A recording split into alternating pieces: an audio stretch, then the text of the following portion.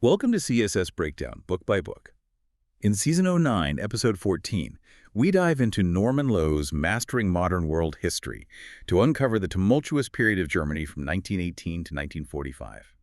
How did a seemingly perfect democratic constitution give way to one of history's most brutal dictatorships? Today, we're taking a deep dive into the sources you've shared from Norman Lowe's Mastering Modern World History.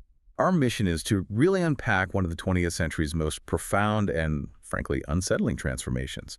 How Germany, a nation with this, highly progressive constitution, spiraled from a new democracy into a truly devastating totalitarian regime. It's a critical question, absolutely. The Weimar Republic, it was born right out of the chaos after World War I, and its constitution was, well, on paper anyway, incredibly progressive for the time. Right. Seemed like a model. Exactly. But somehow, within just 14 years, it was completely gone, dismantled.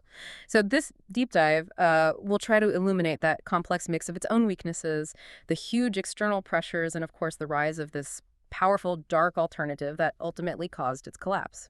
Okay, let's start right at the beginning then. End of World War I, Germany's defeated, the Kaiser's out, the Social Democrats, the SPD, under Ebert, they step in, and then January 1919, Germany holds its first proper democratic election. The Weimar Republic is born. But what were the immediate hurdles?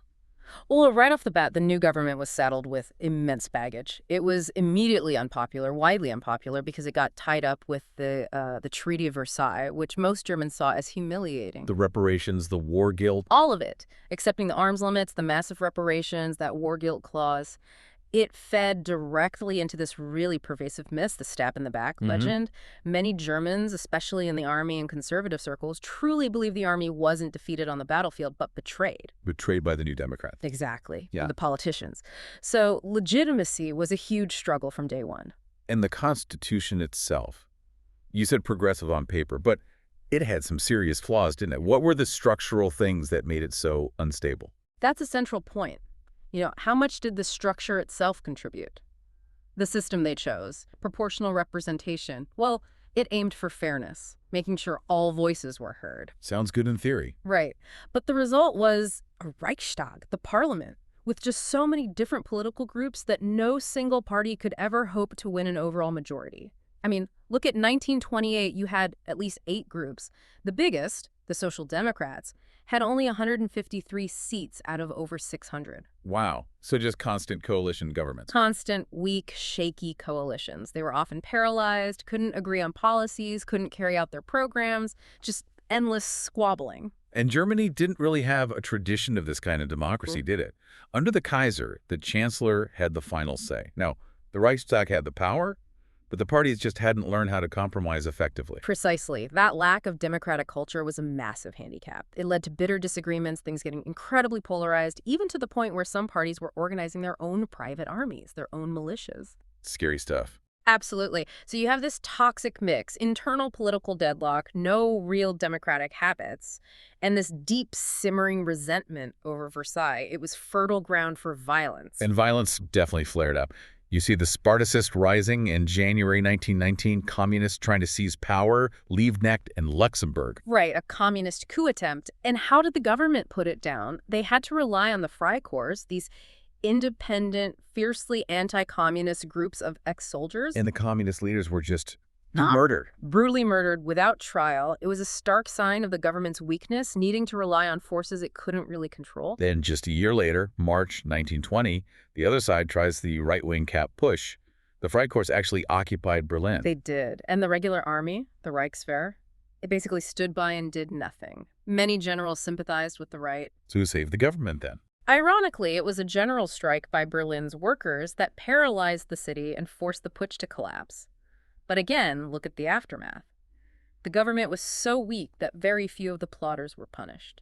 And many of those ex-Freikorps guys, they later drifted into the Nazi Party. And there were political assassinations too, right? Like Walter Rathenau, the foreign minister who was Jewish, often carried out by these same ex-Freikorps types. A whole series of them. And what's really striking, as the source points out, is how lenient the courts often were with these right-wing offenders compared to how harshly they treated left-wing activists or communists. So a real bias in the system itself. A deep anti-Weimar sentiment running through key institutions, the courts, the schools, the civil service, and especially the army, the Reichswehr. It was a crippling handicap for the Republic. And this pattern continued. Even Hitler's early attempt. His Munich beer hall putsch in November 1923. Yeah, it fizzled out pretty quickly, but look how he was treated. He got a 5-year sentence, but served only 9 months. Why? Sympathetic authorities in Bavaria. It showed how the system could bend for those on the right. Okay, so instability, violence, lack of legitimacy. But then things seemed to calm down for a bit. From late 23 to 29, the Stresemann era. That's right. There was this brief, kind of fragile period of stability, but before that, Germany had to face maybe its biggest immediate crisis, hyperinflation. Ah, yes. The pictures of people using banknotes as wallpaper. It was truly mind-boggling. Germany was basically bankrupt from the war. Trying to pay reparations just made it worse. Then France occupied the Ruhr, the industrial heartland, in 23. The government told workers to practice passive resistance. To stop working. Yeah, basically shut down industry, which completely paralyzed the economy and sent inflation just stratospheric. The numbers are insane. From 20 marks to the dollar in 1918 to, 21 billion marks to the pound by late 1923. Unimaginable. Think about it. Workers getting paid, run into the shops immediately because their wages would be worthless by the next day. Kids using stacks of money as building blocks. Just complete economic meltdown. Who did it hit hardest? The working class suffered badly, obviously. But maybe the worst hit were the middle classes, small business owners, people with savings. Their life savings just evaporated overnight. Gone. This pushed so many towards radical parties like the Nazis, looking for desperate answers. And the rich? The industrialists? Well, if you owned physical assets, land, factories, you actually did okay, or even benefited. Debts were wiped out. It actually strengthened the control of big business. Some historians even argue, quite controversially, that some industrialists deliberately let inflation run wild. Wow. But then Stresemann steps in. What did he do? He introduced a new currency in 1924, the Rentenmark, which stabilized things remarkably quickly. And crucially, the Dawes Plan came in that same year. That was American loans, right? Huge loans from the USA. This allowed the French to pull out of the Ruhr, and it kick-started a bit of an industrial boom. Germany seemed to be recovering. And Stresemann provided some political stability, too. Yes. As foreign minister, until he died in 1929, he gave the government much-needed continuity. The Young Plan in 29 reduced reparations further.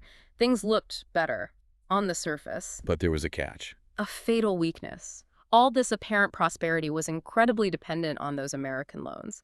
Germany's economy was essentially running on borrowed money, borrowed time. And then, October 1929, the Wall Street crash. Exactly. The bottom falls out of the global economy. How did it hit Germany? Like a tidal wave. So the U.S. loans just stopped. Stopped dead. Not only that, the U.S. started calling in the short-term loans they'd already made. This caused a massive run on German banks. Factories started closing down everywhere. Unemployment, which had been improving, just started soaring again. By mid-1931, it was heading towards 4 million. And Stresemann, the guy who might have navigated this. Tragically, he died just weeks before the crash hit. The timing couldn't have been worse. The chancellor at the time, Brüning, his government, tried austerity, cutting spending, cutting benefits. Did that help? It just made things worse. Unemployment skyrocketed to over 6 million by spring 1932. People were desperate. The Weimar Republic was basically on life support. And this is where the Nazis really step into the vacuum, isn't it? The sources clearly show their vote share tracking the economic misery. The worse things got, the more seats they won. Absolutely. It forces you to ask, what was it about the Nazi message that resonated so strongly in that specific moment of crisis? They offered what looked like a clear, decisive alternative when the Republic seemed totally ineffective. What were they promising? National unity, first and foremost, an end to the political chaos. Prosperity, jobs, work, and bread was a key slogan. And crucially, they offered scapegoats. Blaming everyone else for Germany's problems. Exactly. Blaming Marxists, blaming the November criminals, the politicians who signed the armistice in Versailles, and increasingly, relentlessly blaming the Jews for everything. They hammered away at that stab-in-the-back myth. Plus the nationalism. Yeah. Right. Tearing up Versailles, making Germany strong again. A huge part of the appeal. And don't forget the SA, they're stormtroopers. For hundreds of thousands of unemployed young men, the SA offered a uniform, a sense of belonging, structure, purpose, and a wage. In those desperate times, that was incredibly attractive. And what about the establishment, the wealthy industrialists, the landowners? Well, many of them were terrified of a communist revolution. They saw the Nazis, first and foremost, as an anti-communist force, a bulwark against the left. Now, how much money they actually gave Hitler before he took power is debated by historians. The motivation was there? The motivation to support an anti-communist force was definitely there, yes. And then there was Hitler himself? His political skill? Undeniable. The source talks about his incredible energy, his magnetism, his truly remarkable gift for public speaking.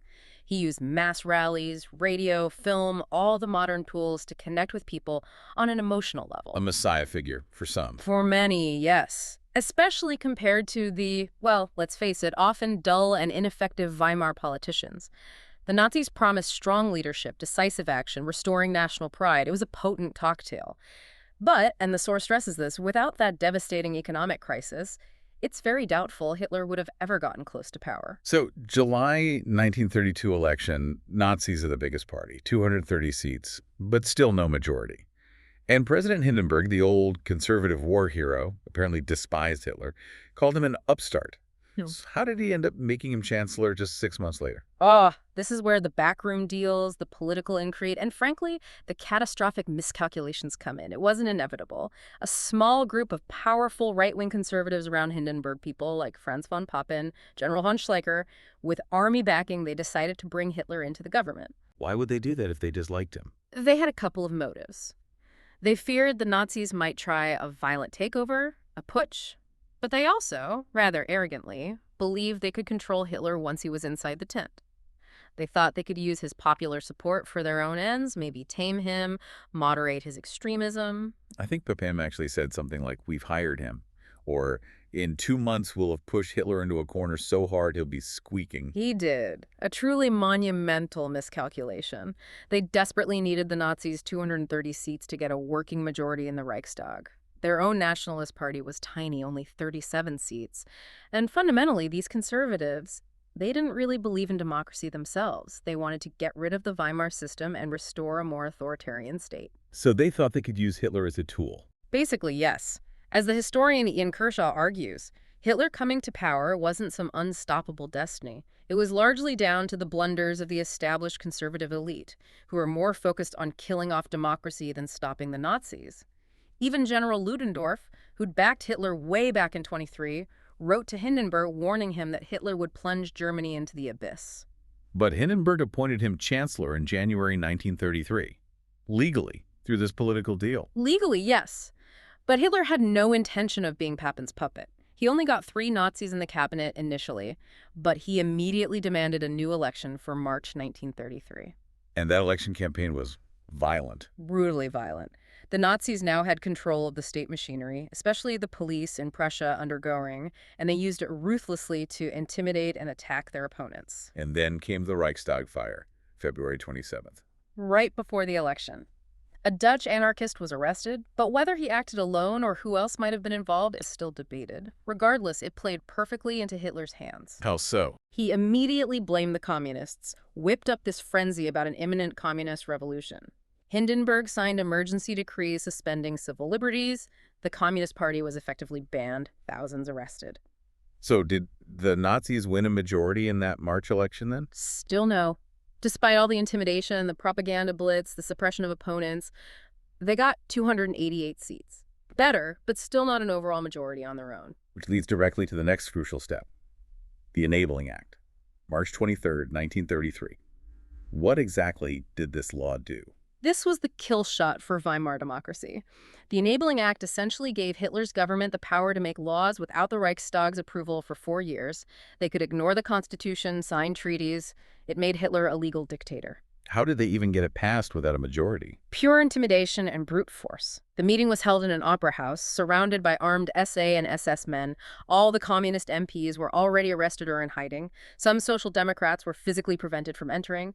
Inside, SA troopers lined the walls, chanting threats like, "We want the bill," or "fire and murder." Terrifying. Absolutely.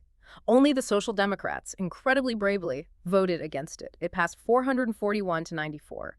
The Weimar Constitution was effectively dead, abandoned through means that were anything but legal or democratic. And with the Reichstag now just a rubber stamp, Hitler starts what was called Gleichschaltung, forcible coordination. Exactly, Gleichschaltung.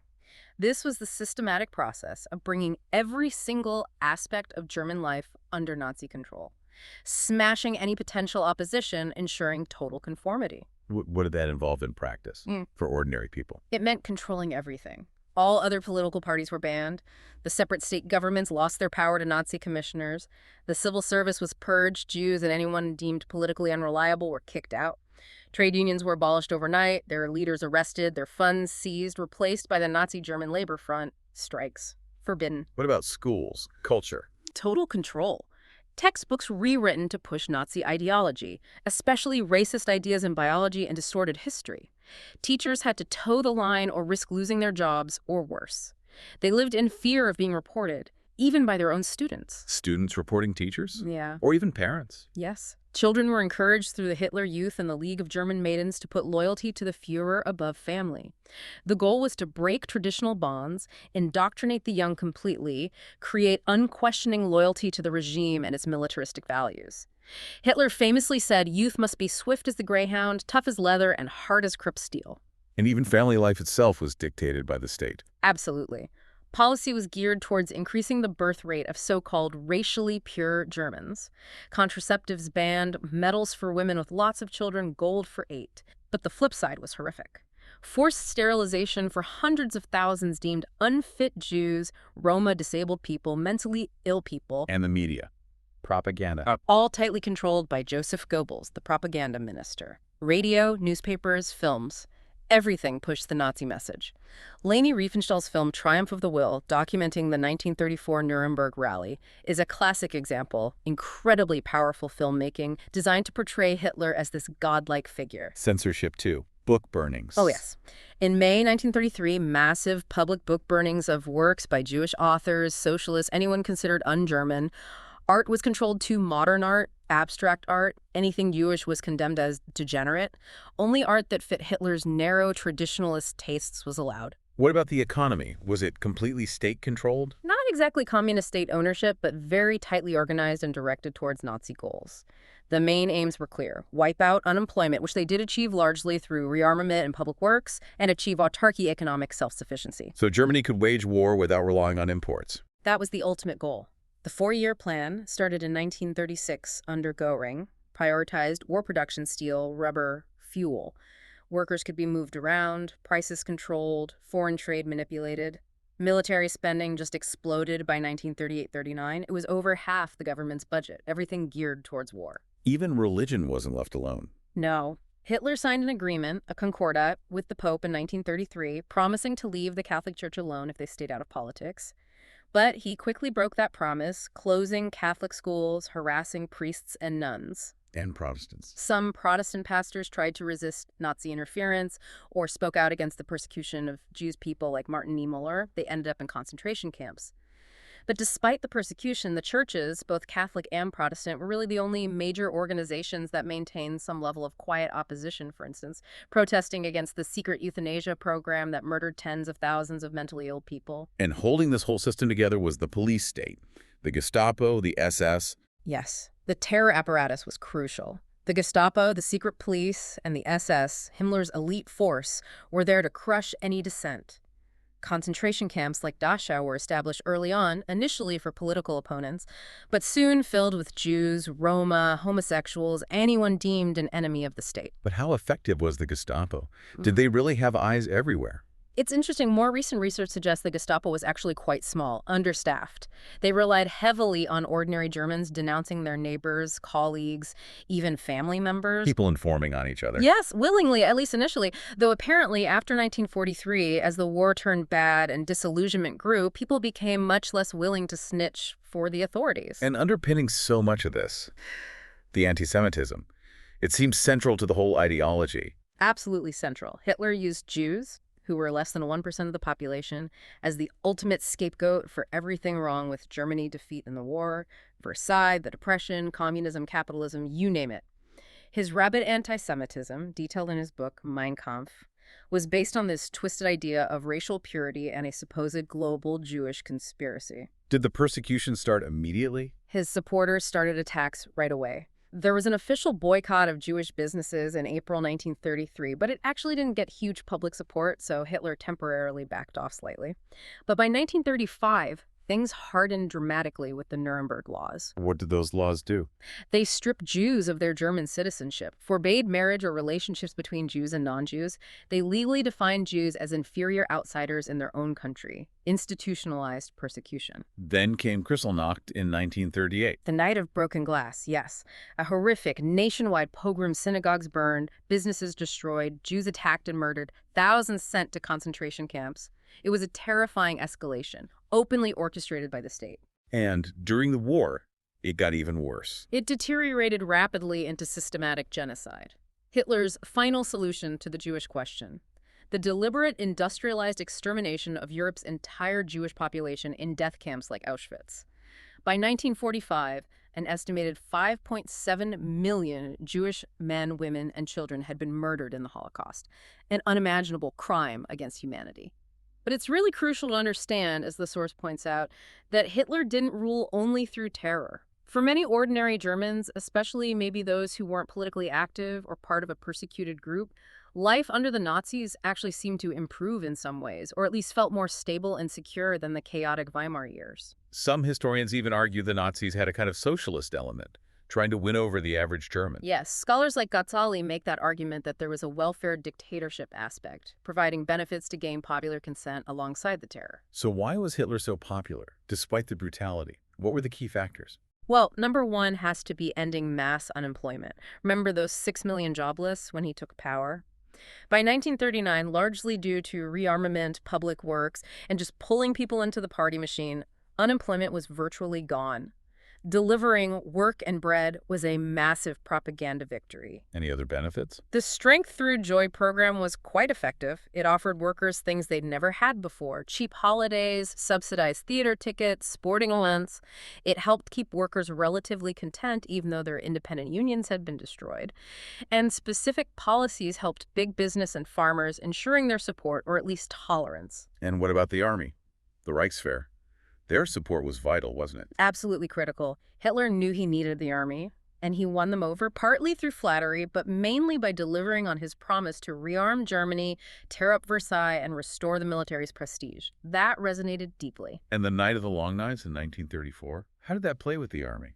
That was hugely important for cementing army support. The SA, the Nazi stormtroopers led by Ernst Röhm, had grown massive and unruly. Röhm was talking about merging his brown shirts into the regular army, maybe even replacing it. The army leaders were horrified. So Hitler saw Röhm as a threat. A potential rival, definitely. Urged on by Himmler and Göring, who also wanted Röhm out of the way, Hitler acted ruthlessly. On June 30th, 1934, the SS rounded up and murdered Röhm and hundreds of other SA leaders, political opponents, critics. Anyone considered a problem. Brutal, but effective. From the army's perspective, yes. It eliminated the SA threat, and it showed them Hitler was decisive and willing to use extreme violence to maintain order and protect their interests. They were impressed. And then, just a month later, Hindenburg died. Right. And the army leadership readily agreed that Hitler should combine the roles of president and chancellor. He became the Führer and Reich Chancellor, the supreme leader. The entire armed forces then swore a personal oath of loyalty directly to Hitler, not to the Constitution, not to Germany, but to him personally. A crucial step. Absolutely. And his string of early foreign policy successes, reoccupying the Rhineland, annexing Austria, dismantling Czechoslovakia, all achieved without war initially, seemed to confirm his genius, his almost infallible status. He looked like the Messiah restoring Germany's greatness. Which brings us to that big historical debate. Was Hitler ultimately a weak dictator, maybe just reacting to events, caught in a chaotic system? Or was he the all-powerful master of the Third Reich, driving everything? It's a fascinating debate. Some early historians, like Hans Mommsen, lean towards the weak dictator idea, emphasizing the chaotic competing power blocks within the regime. Others, like Norman Rich or Eberhard Jekyll, stressed Hitler's ultimate authority, his sole rule. But Ian Kershaw offered a kind of middle way, with this idea of working towards the Führer. Exactly. Kershaw's concept is really influential. It suggests that Hitler often didn't need to give direct, detailed orders. Instead, officials below him would constantly try to anticipate his wishes, interpret his often vague pronouncements or ideological rants, and then take initiatives they believed aligned with his goals. So people were sort of competing to please him, or implement what they thought he wanted. Precisely. Working towards the Führer often meant officials proposing and pushing policies, especially radical ones like the escalating persecution of the Jews, in an effort to gain favor or fulfill what they understood to be his long-term vision. It created a dynamic that constantly pushed policy in a more radical direction. And it allowed Hitler to sometimes distance himself if things went wrong. It could, yes. He could maintain this image of being above the messy details. But, and this is crucial, Kershaw doesn't argue this made Hitler weak. He stresses that Hitler absolutely set the overall direction, the ideological framework. He intervened decisively when he felt it necessary, like crushing the SA or making key strategic decisions in the war. So not weak, but maybe not micromanaging everything either, more setting the tone, the vision. He became more masterful, more dictatorial as his confidence grew. His own press chief, Otto Dietrich, described him. He wanted to speak, but not to listen. He wanted to be the hammer, not the anvil. Ultimately, while Hitler certainly relied on the support of powerful groups, the army, industry, the bureaucracy, Kershaw's final verdict is devastatingly clear. What's that? Never in history has such ruination, physical and moral, been associated with the name of one man. He was, without doubt, the chief architect of a war that killed over 50 million people and a genocide of unprecedented scale. The Thousand-Year Reich he promised lasted 12 years and left Germany and much of Europe utterly destroyed. What a truly chilling journey through that period. It really serves as a stark, sobering reminder, doesn't it? How a democracy, even one that looked progressive on paper, could just crumble under that combination of economic crisis, its own internal weaknesses, and the rise of these charismatic figures offering dangerously simple answers. Exactly. The Weimar Republic's collapse and Hitler's rise, it's just such a crucial case study. It really underscores how fragile democratic institutions can be, and the immense power of both leadership for good or ill and the broader social and economic conditions. So for everyone listening, as you reflect on this deep dive into Germany from 1918 to 1945, maybe consider this. What warning signs, so tragically visible in the Weimar Republic story, might suggest a society, even today, could be becoming vulnerable to authoritarianism? Something to think about.